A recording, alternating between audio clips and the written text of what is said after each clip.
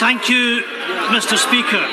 Can I thank the Prime Minister for advance copy of his statement? I have to say, when I read the first paragraph, and it talks about the Supreme Court verdict, Mr. Speaker, it wasn't the Supreme Court verdict, it was the judgment of the Supreme Court. Yeah. And perhaps the Prime Minister might start to show some respect for the judiciary. You know, we're here today because the Prime Minister was utterly humiliated by this. Does believe he is above the law. Well, Mr. Speaker, he is not. And thank heavens for the action that was brought in the courts in Scotland and England. And I want to pay tribute to my honourable friend for Edinburgh South West. And thank goodness the courts have done their job and made sure that parliamentarians are back where they should be, in this House, holding the government to court. The ruling of the Supreme Court has made it absolutely crystal clear. The actions of this government, this Prime Minister, led to the unlawful prorogation of Parliament. Delivering the verdict, Lady Hale stated that prorogation was null and void. Have you no shame, Prime Minister? Mr. Speaker, the court concluded that the decision was unlawful because it had the effect of frustrating or preventing the ability of Parliament to carry out its constitutional functions without reasonable justification. Mr. Speaker, without reasonable justification. And the Prime Minister talks about us running off to the courts. Well, we got the courts to do what he failed to do, which was to respect parliamentary sovereignty. Frustrating, preventing Parliament carrying out its constitutional duties without reasonable justification. How devastating for a Prime Minister to have such a judgment. Where law ends, tyranny begins. Yet the Prime Minister said he didn't agree with the courts. He only agrees with his cronies in Number 10, his Brexit-obsessed fan club. He cannot pick and choose when it comes to the law. He must obey the law. That is not leadership. He, quite simply, is not fit for office. And, Mr. Speaker, when I hear of the Prime Minister talking about a Surrender Act, how despicable that he refers to members of this House that are doing their duty to protect our constituents, and he uses language such as surrender. It is language which is not suitable from the Prime Minister of any country. Mr. Speaker, the Prime Minister's position is no longer tenable. His failure to resign is an embarrassment. People have had enough of this shambles. Mr. Speaker, we have reached a difficult and dangerous point. Not just in... The right honourable gentleman leads the third party in this House. He has a right to be heard. He will continue his contribution and he will be heard however long it takes.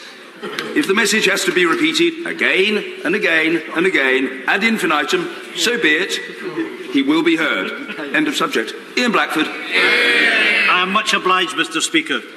We have reached a difficult and dangerous point, not just in relation to the Brexit crisis, but for the constitutional future of these islands and indeed the future of our democracy. We have a Prime Minister standing here in Parliament that he sought to silence. People across these countries will be reading today about how the Prime Minister fought the law, but the law won. The Prime Minister, the head of government, who is responsible for the law, responsible for governance. What an example to the public. Let me be clear to the Prime Minister that he should resign. But if he fails to do so, yes, the opposition must unite to trigger a vote of no confidence to bring this chaotic government down. By triggering a vote of no confidence, we will ensure that the Benn Act is honoured, to take no deal off the table, by allowing the opposition to instil an interim leader to take back control and to protect our economy from the cliff edge. Mr. Speaker, the Scottish National Party fully supports stopping no deal. It is our priority. But let me be clear to members on these benches, we are not powerless.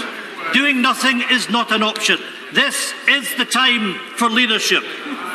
Once we have removed the Prime Minister, removed the threat of no deal, the people must have their say through a general election as quickly as is possible. We must unstick this mess, and we must trust the people to make their choice. We cannot trust this Prime Minister. His time must be up. His days of lying, of cheating, and of undermining the rule of law must be numbered. So I Order. Just for the avoidance of doubt, I'm sure the right honourable gentleman will not state in this House that the Prime Minister has lied in the House. He must not do so. Order. That is the procedural position. He didn't say that, but he did refer to lying, and I know he cannot be referring to it in the context of the exchanges in this House. And a nod of the head to confirm that my interpretation is correct will suffice, and he can then proceed with the rest of his questioning. I'm correct in my surmise, I'm sure. Indeed, Mr. Speaker.